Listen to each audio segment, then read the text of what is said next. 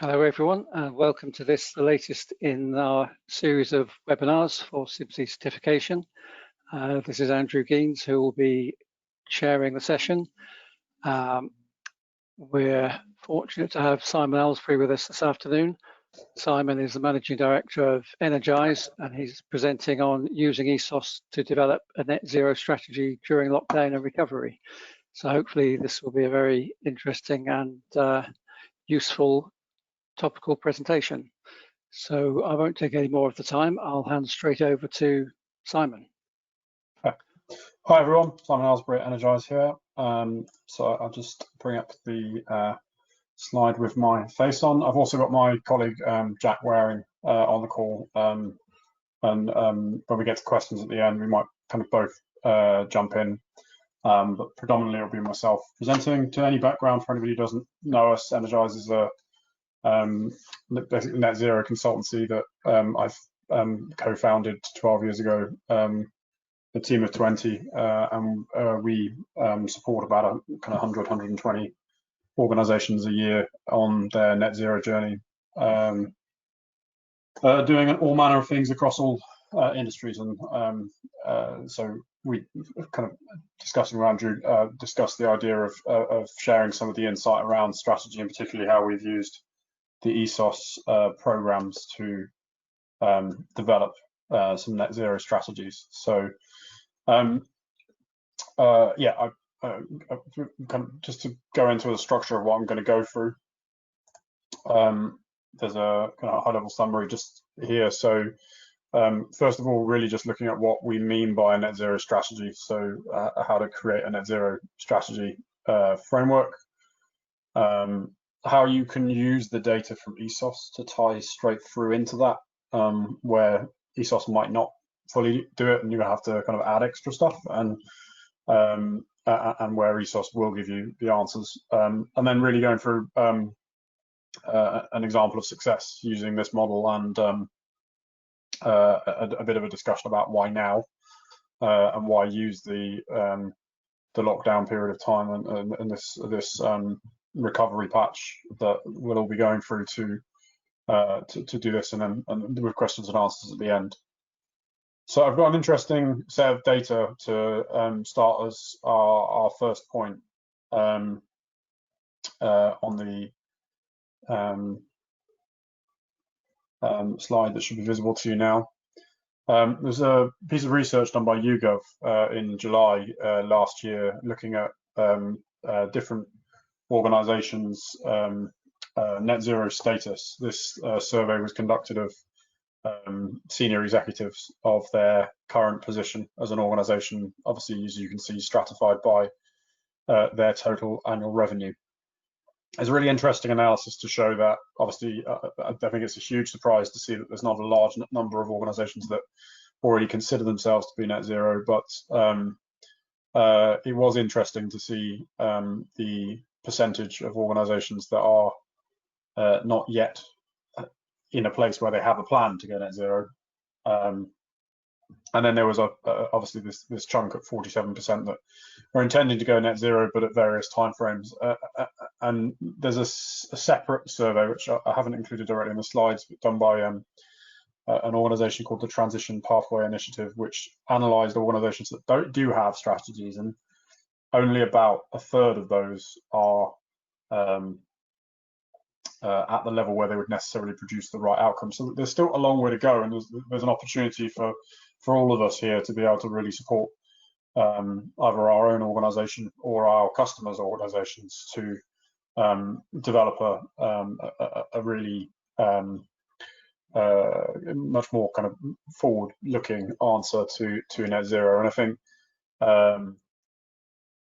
prior to what's happened recently, the world has maybe had a little bit of a perspective about risk of we'll carry on doing these things because those things on the horizon, which we know are risks, will never materialize. And I think some of the more interesting reflections that I've had with some of our customers is about the fact that those things are very clearly now going to happen in terms of the wider sustainability risks, and it's made some organizations have some really good reflections upon their own view of these things. So I think this data is very useful to understand that there's a sizable chunk of organizations doing something. There's also a sizable chunk that aren't. And really just, it gives a foundation to what we're going to go through. So what I'm going to go into now is what we would consider the foundations of a successful net zero strategy framework.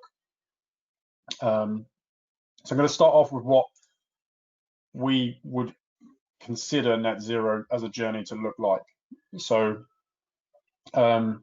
really, at Energise, we describe this in try and keep it quite simple as a 4-step process. You first of all clearly need to know what your carbon footprint is, and we'll get into how you can use your ESOS data to play a sizable role in understanding that shortly. But we have it as the as a spin-off of the reduce, reuse, recycle from waste as a review, reduce, renew, rebalance. And what we're basically saying here is you need to start off with understanding. So you've got to start off with your carbon footprint and that insight about where your carbon footprint sits in terms of developing a net zero pathway, and take those early first steps.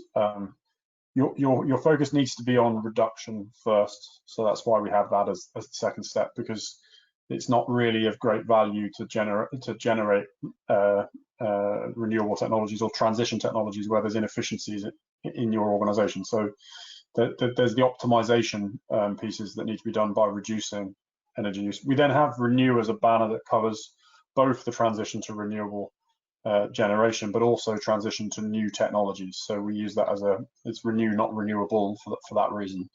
And then finally, whilst it's a bit of a topic of sensitivity for some organizations in terms of a discussion, we would advocate that if you can't take any further action beyond those points, you need to rebalance your residual emissions with some form of carbon offsetting, and that's an entirely different topic in its own right that we could easily fill at least one webinar with. To give a perspective on what expectations people should be putting around this, I think it's best to kind of give some framing of what kind of percentages people would need to take as different parts of that journey. I think the best indicator to use on that is that if you were to take an organization that was committed to a 1.5 degree science-based approach to their net zero strategy, then you are roughly looking at a situation where your carbon emissions from that you're removing through your reduce and renew stages, so not rebalancing, are reduced by 50% by 2030 compared to a 2018 baseline. So it's quite a sizable chunk of progress is required to attain that. And if you were to be aiming for a 2 degree scenario, you'd be looking at something more in the order of 30 or 40% reductions. But I think it's now kind of fairly accepted that we need to be ambitious enough to aim for a 1.5 degree scenario, even if we and revise that if we can't. But the ambition has to be part of this. And I think just to frame that, one of the things that we set as a helpful structure behind what does a net zero strategy look like is that we've kind of have these 8 bullet points of what's something that aligns with what the Paris Agreement globally was agreed as. So it needs to be a plan that eventually gets you to net zero emissions. It needs to be something that you strengthen every 5 years. It needs to attach a cost to carbon. It needs to have additional investment in it. It needs to tackle the challenges behind transparency and accountability. It needs to be committed to the highest end of ambition that you can take on. It needs to build resilience into your organization in relation to climate change, so actually looking at the risks and opportunities that sit around that. And it needs to take action straight away. It needs to be something that takes action now, not defers it to be a future problem that can be dealt with by a future generation.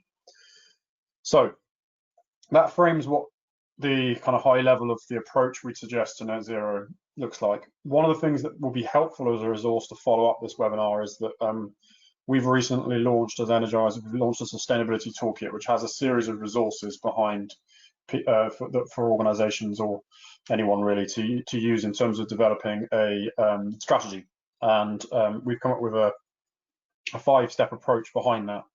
And that toolkit that I have included details about how you can kind of request us to set you up with an account for that later on. But basically, there is a 5-step process which I'll just summarise on here. So either if you're creating a strategy or you're refreshing an existing one. So we've got this 5 stages of understanding the context you're in, developing your approach, developing your forecast, planning to deliver, and then how you have some kind of annual cycle of improvement. ESOS won't give you all of those other bits and pieces, so you'll need to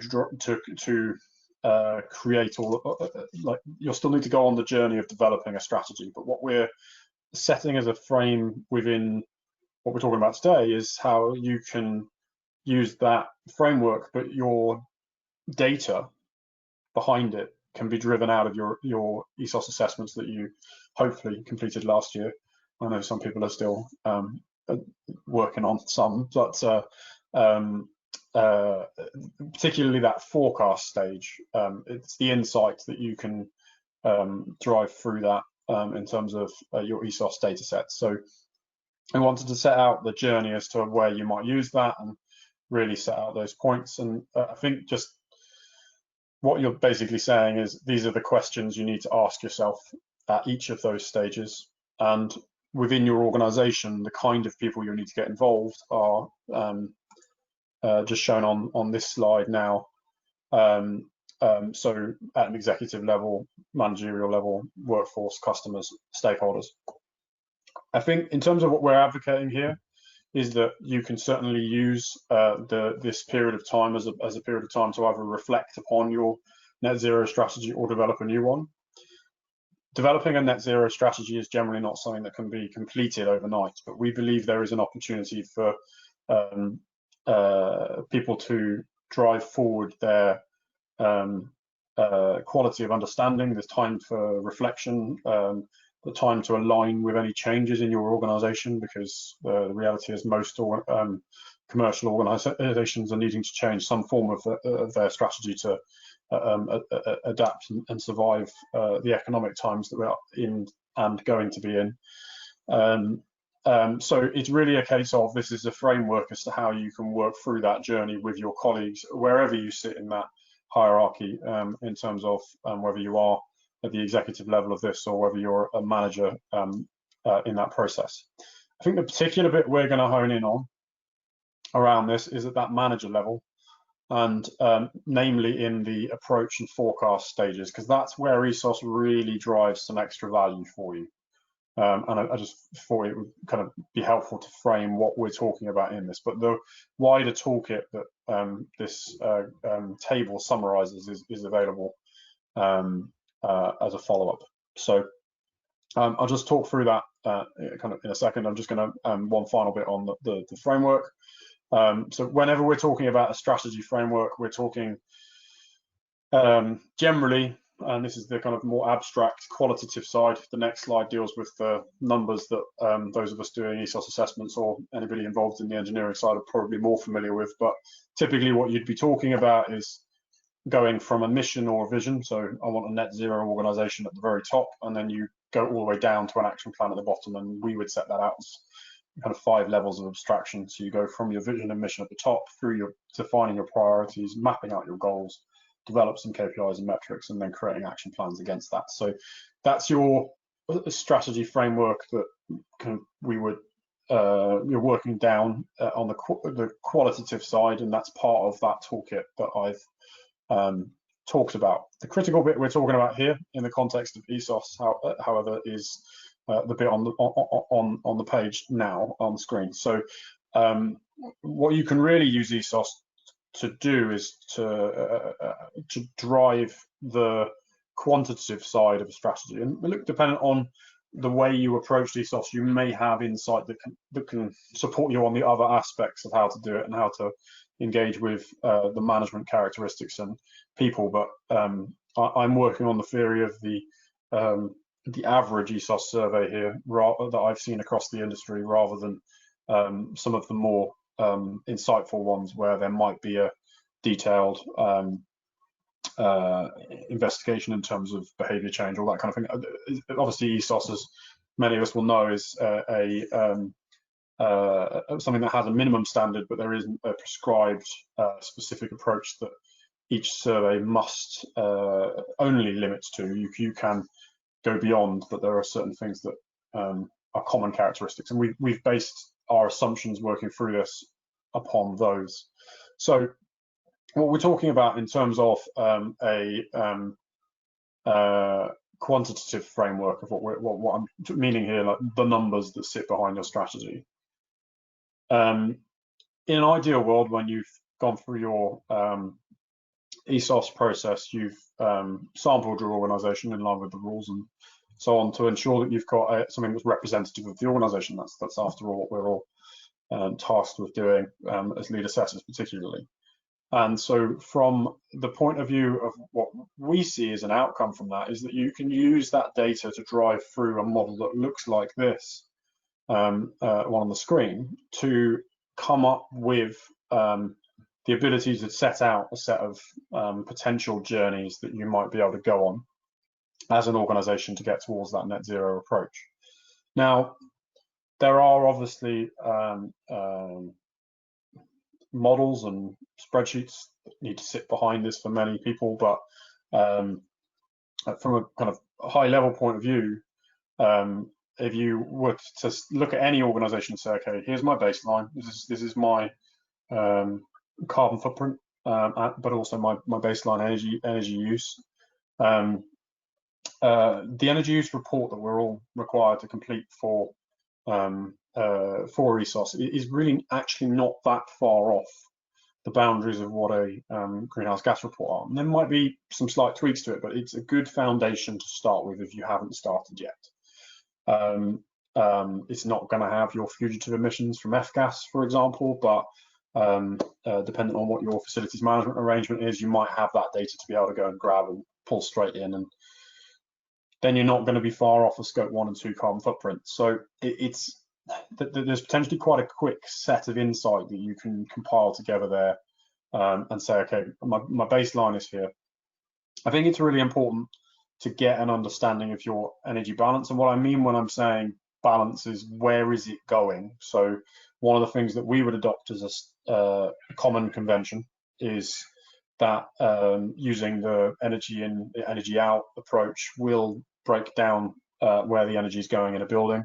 There are obviously different ways of doing that. Some people will do that by metering. We have a tendency to do it by calculations and by building models. Some will use something like SBEM. Some will use more complex building modeling solutions like IES, not necessarily in an ESOS survey to do these things, but to get some of that energy balance understanding. We'll quite commonly do that in an energy audit, but it's not mandatory in terms of kind of being able to do a strategy like this. It just provides you insight about where are your priorities, because to create a proper strategy, getting an insight of where the energy use is going in a building is important. And there are requirements within an ESOS survey for you to get an understanding of the profiles and breakdowns of energy use. So you should have some kind of insight in your survey data set that allows you to evolve that understanding and look at what some proposed scenarios might be.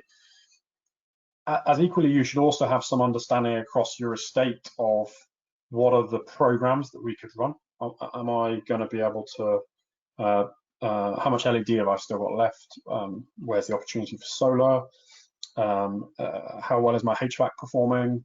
Are there any controls improvements I can make? Have I got high efficiency drives? A whole series of questions you can ask yourselves to look at what are these proposed scenarios that I can overlay this with, and start to come up with a bit of basically a matrix of, okay, well, here's the opportunities, and something we call a program assessment, to look at effectively a matrix of opportunities and sites, and where you can take that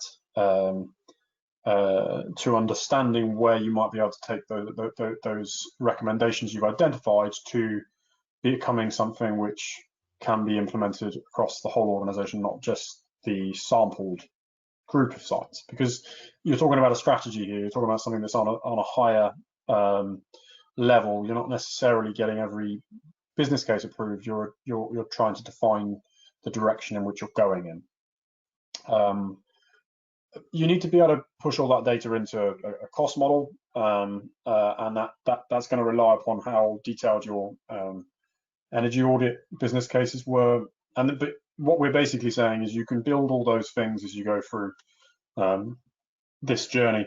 I think just to provide some insight as to how we do that, because it's obviously a question which could quite reasonably be asked around this. I'm just going to show a piece of software that we use, but there are many approaches that can be done for this.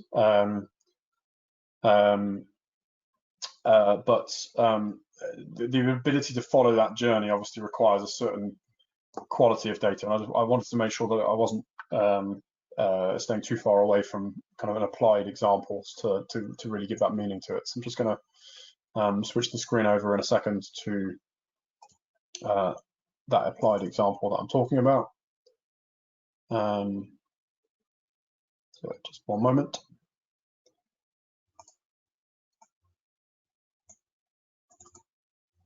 So I don't know if, how many people who are on the call are familiar with this software. It's not particularly commonly used in the UK, but that works perfectly well in the UK.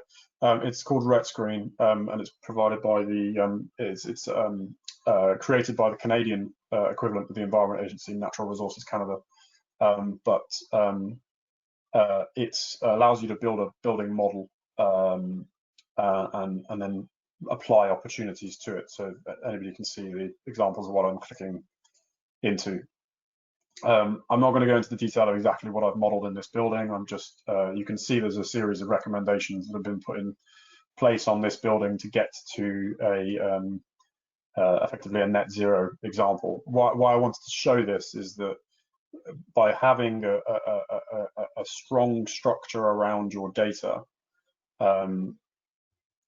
you can get an understanding of the fact that in this particular building there's a 97% reduction in the greenhouse gas emissions. But in here you can also look at what the financial business cases are, and these are the important pieces of information to be able to provide. And we should all have some of these from our ESOS surveys, because the internal rate of return shown here and net present value are forms of life cycle analysis, and there is a requirement for at least some form of life cycle analysis on the journey. So why I'm showing this really is just to say, however we all have that data, we should have it, and it's by having that data set that will empower you to be able to turn it into a strategy. So I think just jumping back into the presentation for a moment, for anybody who is struggling with how you pull all this together, this is part of why we've produced our toolkit. I'm not going to go into too much detail about it, but this is recently launched by us as an organization, and if you want to get hold of a copy, the details are at the end. Basically, we've built a guide to the stages of net zero you need to look at, framework you need to look at, and then there's some templates that help in terms of running that through. And there's no kind of restrictions on that. We define this as being open source. It's our contribution to the development of how we all do this. There's no charge to it. So if I just jumping through into specifically how you'd go about that producing an energy strategy from ESOS piece, I'm going to just talk through specifically what I was talking about earlier. So from a point of view of directly using the data in your ESOS assessments, you've obviously got a series of surveys and recommendations, and those can be built into programs, as I was talking about before. Your energy use report is going to give you some real insight, at least it should do, into where your priority sits. So if you can see that 58% of your energy use is on diesel in vehicles, in all likelihood, you need to focus on transport, and your strategy needs to be inclined that way. And it's that element of lifting this beyond the singular energy survey and taking it to something which provides you that strategic overview of your organization and really driving insight. And you're going to, because it's a strategy and it's going to need to link to the organization's priorities, you are in reality probably going to need to be very focused on the cost model that sits behind it, because in most cases that's a big part of what wins the economic argument, if there is one internally, about it. So we'll come on to that in a minute, because there are some insight and want to provide about ways to present that information. But you critically, because this is about net zero, need to be focused on carbon. So in that way that we've traditionally all been writing energy audits with kilowatt hours, carbon and money, part of what you need to do as part of this journey of turning the data from a data set into a strategy is that rather than in ESOS, where we have to provide everything as a single unit of measurement as a result, and yes, we'll present the cost and the carbon, but the aggregation of it is often in kilowatt hours. It's important to make sure that we are really providing the insight on those cost and carbon parts of it, because the carbon is what will define the net zero journey, and the cost element is the bit that will probably be the bit difference between whether you get the buy-in in an organization to do it or not. So yeah, really just to kind of outline that that's the structure of it. There are some pieces you're going to have to work around this in terms of if you want to have a certain scope of things. So I've obviously mentioned before that you're not far off a scope 1 and 2 carbon footprint with an ESOS report, but if you wanted to expand out to scope 3, you will need to look at that, and dependent on different people's understanding of the scope 3 aspects of this, you'll need to either you can kind of do that work anyway, or whether you need to refer to somebody who's a specialist in that particular area. But really, the data set is there. You've got your recommendations. You should have a good understanding of the opportunity in your organization. You've got your carbon baseline, and you've got opportunities as to how you can set out a pathway there. So using that review, reduce, renew, rebalance approach, you've got a journey. You may find that you've got to also add some recommendations on renewables. There is a varying scope about whether people did or did not include renewable recommendations in ESOS surveys, although in the main our experience has been that people have at least commented where the opportunity is available. And there are some good solutions out there about being able to do high level feasibility on those pieces without it being too much of an undertaking. This is ultimately a net zero strategy, so it's not going to be something that you can do in half an hour. It will require more than that. But what we're trying to set out here is a framework and how you can use what you already have to drive things forward and drive them forward now. A critical bit you're going to have to get right, most organizations within this, just simply because of the way the world works, or at least the way it did, is building the business case. And we can't really underdo how important it is to understand your boardroom, because it's strategy and you need to get your organization to adopt it. So you need to understand the messages in the boardroom and what matters to the executive team. And principally, there's a few questions to ask yourself there. Are you adding to the organization's goals, what you're trying to achieve as an organization? Or is there a conflict, and how do you navigate that? Are you better using, are you reducing profit and loss pressure, so using resources better, basically reducing costs? Are you providing a better vision for the future? Because that does matter to many executive levels. Are you contributing to sustainability?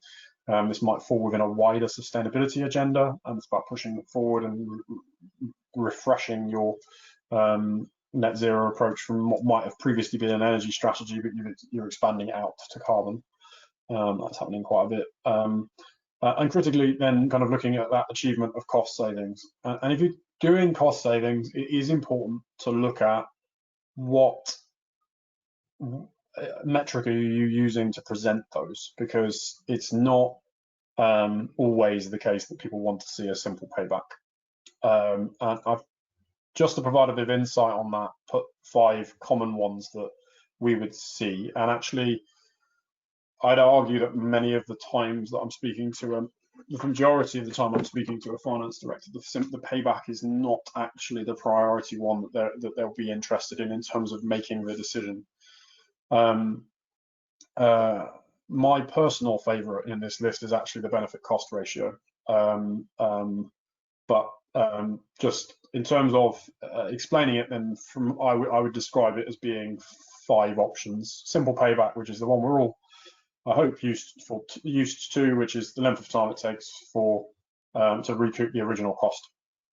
You've got your 2 typical life cycle assessment options. So your net present value, which is the value of all future cash flows discounted. Your internal rate of return, so representing the true interest yield. The benefit cost ratio is, I kind of like this one. It's a really simple way of presenting it to people, but it's basically, what are the ratio of net benefits? So if I gave you £10 now for an energy efficiency project, how much money am I getting back over the full life of the project? So if somebody says to me the benefit cost ratio is 3, then if I spent £10 on the project, I know that I would be, over the full life of the project, getting 30 back. And actually that seems to be quite an effective approach of presenting it to FDs from my prior conversations, and is a really helpful metric, because you can organize lots of data that has lots of different formats into one simple form quite easily, because it's a ratio. So you've not got the issues about a big project making all the other ones look weaker or smaller, that kind of thing, because it's all takes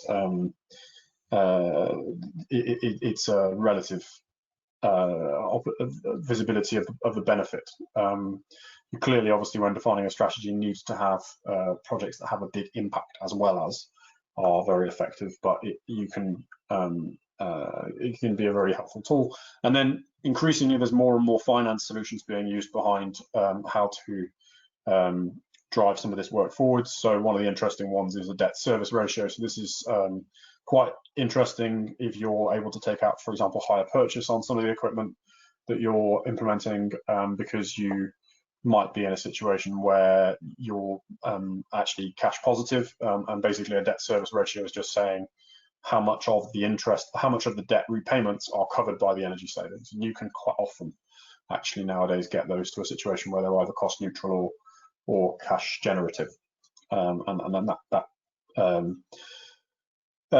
is obviously the basis of a whole series of business models that sit around energy efficiency in terms of performance structures. So those are useful ways, and I think really actually having a conversation internally about which is the most helpful way of presenting the data and building your data set around that, or for your customer, is probably a helpful thing to do in terms of what's the best way to move that financial data forward. So giving you an example and just basically running through why now. So I'm going to use an example that came from phase 1 actually, because it's got some nice statistics behind it. So in phase 1 we had so as Energise, just to give perspective on it in terms of our ESOS experience, we've done between 90 and 100 assessments in each phase, and all of our assessors are CIBSE assessors. The phase 1, large company, so this is a company that has lots of different businesses working in different subsectors, so it's not one size fits all. There was an intention to take the ESOS data forward, so it was done with some element in mind, but it wasn't necessarily with a formal strategy. But on the conclusion of presenting the recommendations back in 2015, we spent the year of 2016 developing a strategy for that organization using that data set. And we're able to evolve the data set we created into a strategy for that organization. With the implementation being kind of starting in 2017, sorry. And I think just to give kind of perspective on it in terms of turning these things into a strategy, this organization had about has about 20,000 staff. So in terms of the evolution that comes out of ESOS, in that first year of implementation, we directly engaged with 4,350 people by presenting the value and getting people engaged in it and talking about where people can really drive this forward. We've developed 150 plus business cases that the business could take forward, delivered over 750Ks worth of savings, 775. And energy use was falling beyond target. And what that looks like in terms of net zero, because that was originally an energy strategy, is that that's actually evolved into a wider framework for this organization now. And we're actually using this period of time round to do a net zero review with them and they've intentionally chosen to use this block as a reflective period as part of a wider agenda. I'm just kind of highlighting as a journey that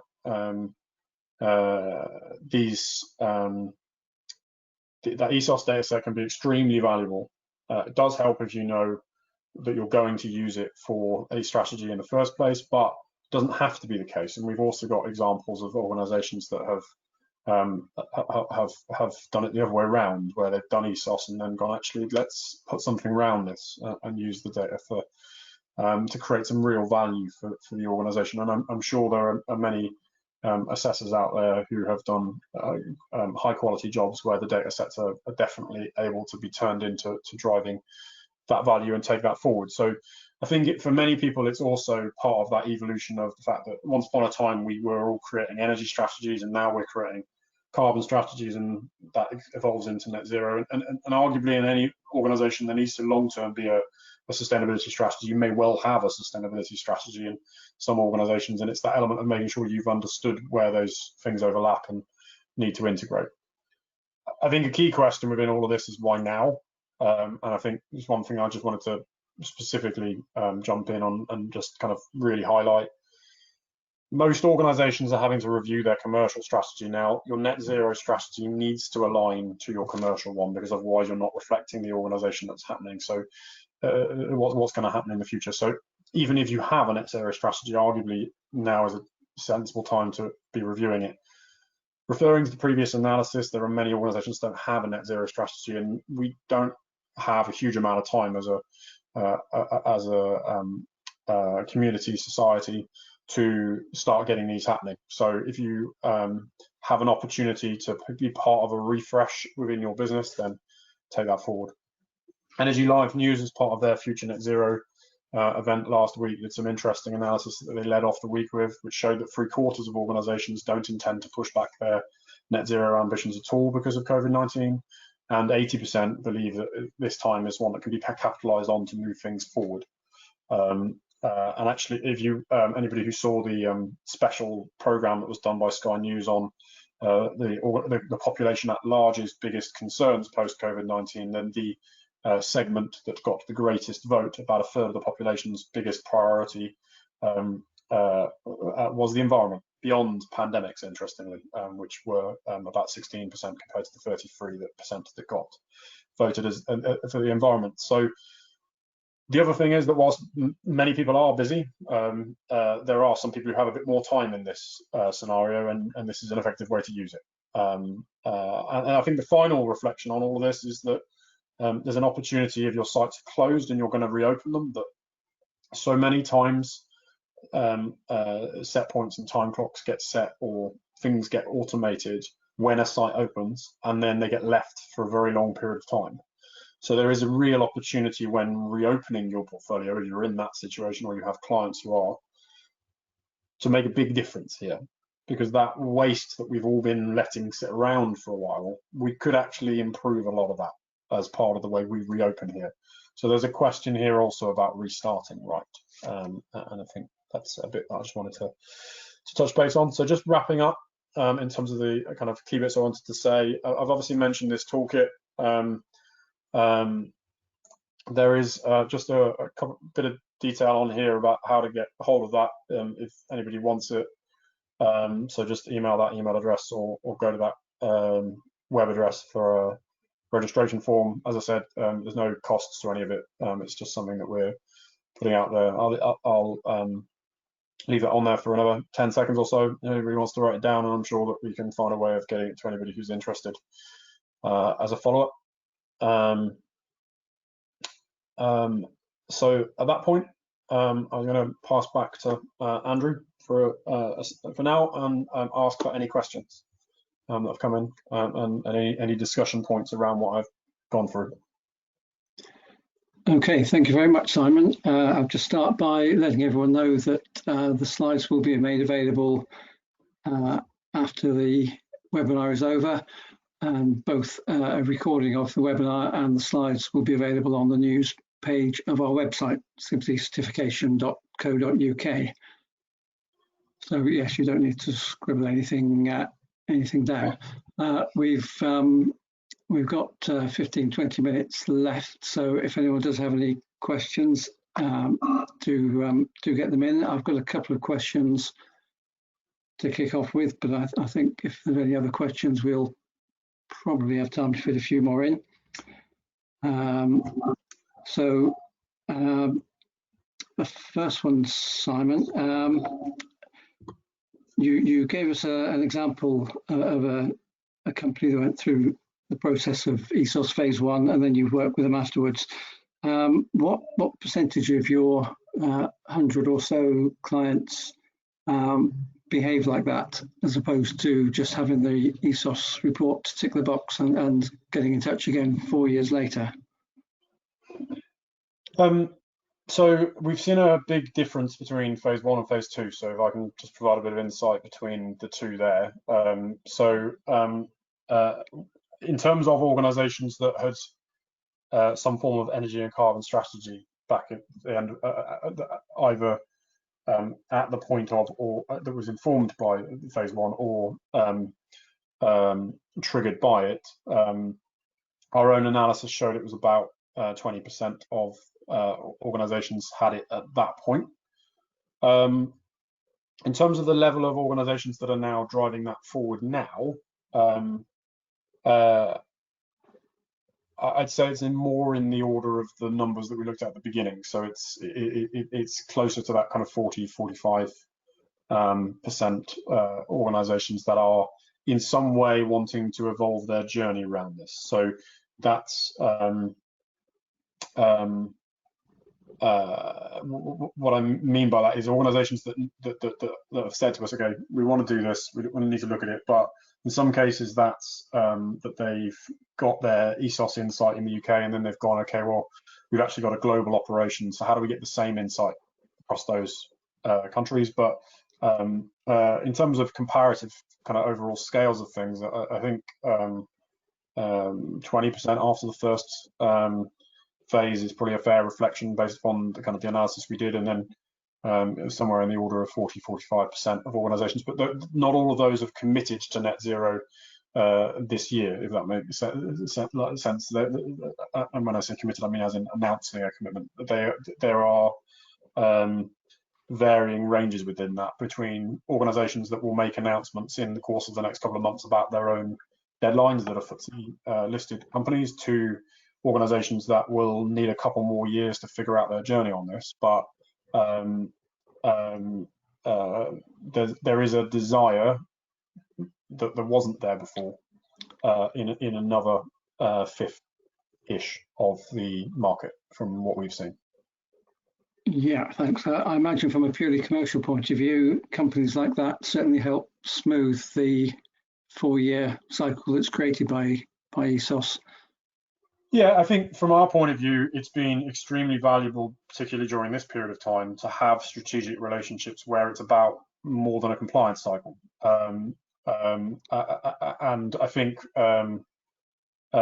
where some of the customers are in that mindset are moving to is starting to see ESOS as almost like a surveillance audit on your energy use, and that you define your strategy and then you use ESOS to sense check whether your opportunities you didn't think should exist do still, or how good the control of the sites are, that kind of thing. And for phase 3, there's some insightful conversations around using it that way, still for compliance, obviously, and making sure you hit all the requirements, but using it more as a way of creating a 4-yearly improvement cycle rather than it being a tick box.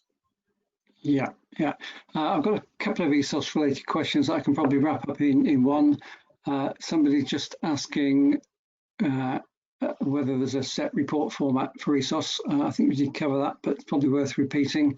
And someone's asked specifically if the ret screen software can be used for ESOS reporting.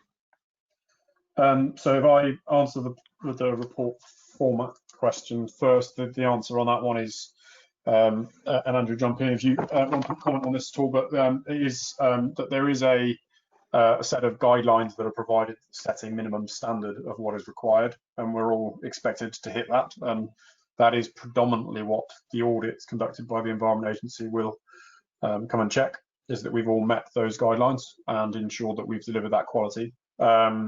There isn't a specific template format. Each lead assessor will generally define theirs for anybody who's doing audits for them, or if they're doing one for themselves. There's no defined format, just a minimum standard that we're all required to meet. Regards to the question on ret screen, Andrew, ret screen will produce you the analysis that sits behind it. It does have a reporting function, but I wouldn't consider the reports in it to be quite the, well, you can put your own custom content in, so you can create a report that is to an ESOS standard, but we produce reports that have the calculations from ret screen in them rather than use ret screen itself. Red Screen is a very helpful tool, and from a point of view of anybody who wants a standard structure that's of a decent quality behind energy audits, because certainly from our experience, it in terms of the calculation detail, it certainly meets any of those requirements you needed to. And it's professional licenses, obviously, to a public body in Canada, and it's only a few £100 to license. So if anybody kind of wanted to use that approach, then if you just Google it online, Natural Resources Canada has a explanatory pages on it, and its weather data set covers the UK, so you can use it to build building envelopes and do heat loss calculations quite helpfully. So yeah. Thanks, Simon. This is obviously a topic of interest because we've now also got a question asking whether the net zero hub system is usable within ESOS. So Net Zero Hub is a predominantly carbon footprinting solution from a point of view, is our own one in terms of the one that we're use, but we do present energy saving recommendations to customers for it and their energy use reports in time. It's actually just been launched. It didn't exist for the ESOS deadline, but it will be our primary piece. If anybody's interested specifically on that bit, I'd initially suggest they sign up for the use of the toolkit and then contact me directly if they want any further discussions around that point. Okay, thanks. Someone has asked a question that I would have asked anyway, so it saved me asking the question. So thanks, Mike. I think this probably relates to where it occurred to me was your slide 6, where you talked about reducing energy use being a key stage. The question is, how would ISO 50001 fit in with this? How useful is 50001 in helping organisations reduce their energy use and keep it down? So I think our approach would always be that behind that strategy, between the strategy, which is your kind of organisational commitment and vision, and your approach, which is that review, reduce, renew, rebalance, there's got to be a management structure and a management system and a set of behaviours that exist there. You've got to have a systematic way of doing it, and we would absolutely advocate 50001 in it being that piece. And as a standard, we always try and kind of say to people, look, you need to align to it, even if you're not necessarily going straight for the certification. I think it's obviously very helpful for people to go for that certification and test themselves and go through that audit cycle. But there's a huge value in 50001. We're very big advocates of it, and certainly Jack, who's my colleague on the call, is very familiar with it, spends a lot of time on 50001 for some of our customers. And I would absolutely kind of, in terms of having a management approach about how you deploy the strategy, that delivery element of it, 50001 is it's the best practice for a reason. So. Just because you mentioned my name, I thought I'd jump in and comment on that one as well. So I'm Jack. I'm one of the other lead assessors within Energise and our head of energy engineering. I completely sort of just back what Simon said around ISO 50001. I'm not sure if you can navigate back to slide 10, Simon, because I think that's kind of the most important bit, that where it fits in is within those different levels of abstraction. In doing this, you've got at the very top, you've got your values, your vision and your mission. That kind of aligns or could align with a policy document, as well as kind of the strategic priorities. And there are various bits of ISO 50001 that kind of hit some of these checkpoints almost. So level 4 KPIs and metrics would be your ENPIs within your ISO 50001 structure. So yeah, there's a lot of good stuff that kind of it would be covered by a good net zero framework and ISO 50001. And yeah, the overlap is no surprise. It's kind of one of the better ways of managing energy in a structured way, which is exactly why Simon said, and I would agree that we'd advocate using ISO 50001 where possible, even if you're not being certified to it. Okay, thanks both. I think we are more or less there. I think we've one's just coming. While we talk about 50001, would the same comments from 50001 apply to some degree to ISO 14001? Yeah, absolutely. From our point of view, obviously, carbon, energy are environmental aspects. I think critically the value that comes from a systematic way of approaching this topic and the execution of it. Strategies are require good governance behind them to execute them well, and management systems, are, particularly 50001 and 14001, really add value to ensuring that you create some kind of governance structure in an organization to make sure that once you've agreed that plan, you stick to the plan and execute it. And if you need to change it, you've got an organized way of doing that as well. So yes, absolutely, it would also add value. Okay, good. Yeah, I like that question, because with our UCAS accreditation for 14001 imminent, I'm looking forward to talking to people about that as well.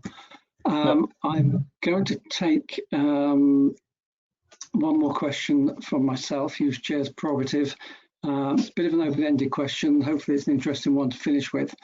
And the context is, I noticed in the news this week that we've had a grid, at least for the mainland part of the UK, excluding Northern Ireland. We've had a coal-free grid since the 9th of April.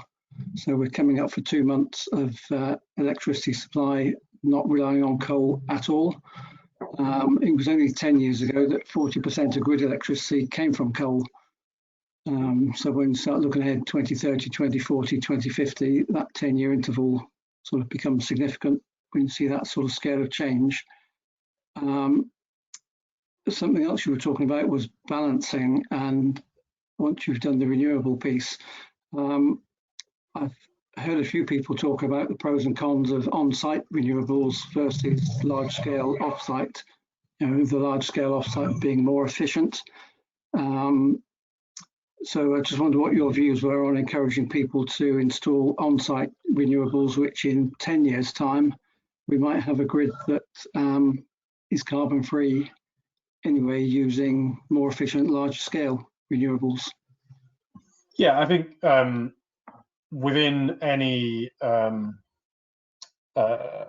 strategy, one of the things that we would one of the things we advocate and we use ourselves whenever we're doing some of the forecasts is using some of National Grid's future energy scenarios, which kind of give us all a bit of a visibility about what some of these future situations might look like in terms of how many of us have electric vehicles, what the grid looks like in terms of technologies, and how many of us have switched heating technologies and that kind of thing. So that future piece is one of the things we absolutely know is that the decarbonisation of the grid changes the equation of this, and within that renew section, we're quite often talking to clients about electrifying certain pieces of technology over time because it will be lower carbon as an approach. But I think specifically on your question of doing it on your own site versus part of the grid, I think ultimately this is where you have to strike that delicate balance about the economic versus sustainability criteria that sit here. We're all absolutely need to drive towards a net zero answer, but there are many different ways to achieve that, and we don't all have to do it physically in the building we're in. We can do that by playing a part in a wider jigsaw of things to make sure that we're overall getting there, and there are just simply situations where it's not anywhere near as economically viable to do it locally on an individual building. So I think it is one of those things where you need to get that kind of audit survey diagnostic done of sites where you think there might be opportunity and that will be cost effective and do it. But I think we very much see it as in those 3 stages of actually changing things, the reduce, renew, rebalance, that it's about there being economic thresholds about when it's sensible to do it. And in each case for us, for any client, it must actually deliver some kind of return, because that's one of the thresholds that we set kind of within our own tests on this. So I think some of that is that decision between whether you put it on the building, your own physical building, and on-site solution or elsewhere, really is driven by economic arguments, because from a sustainability point of view, obviously the technology is there for us to do, but if you're talking about a PV system that has a 19-year payback, you're going to struggle within net present value calculations to ever see anything coming back from that, where you might be able to invest in a wider solution elsewhere through collaboration to get us all collectively to net zero. So I think it's something you need to look at on a kind of building by building basis, if that makes sense, on that particular question. Okay, well, thanks very much, Simon and Jack. We have had a question coming while you're answering that along the same lines, but talking about the use of electric vehicles adding to the complication. I think you mentioned, I think you probably answered it, so we are more or less out of time, so apologies to John who asked that. I think Simon's answered your question, but let me know if not, and we can put you in touch afterwards. Just a reminder that everything will be on our news page afterwards, slides and recording of the webinar. Thank you all for attending. Hope you've all enjoyed it, found that interesting, and look out for information on the next one. We've got another one towards the end of the month on the 23rd. Look forward to seeing some of you then. So thanks to everyone, and stay safe and keep well.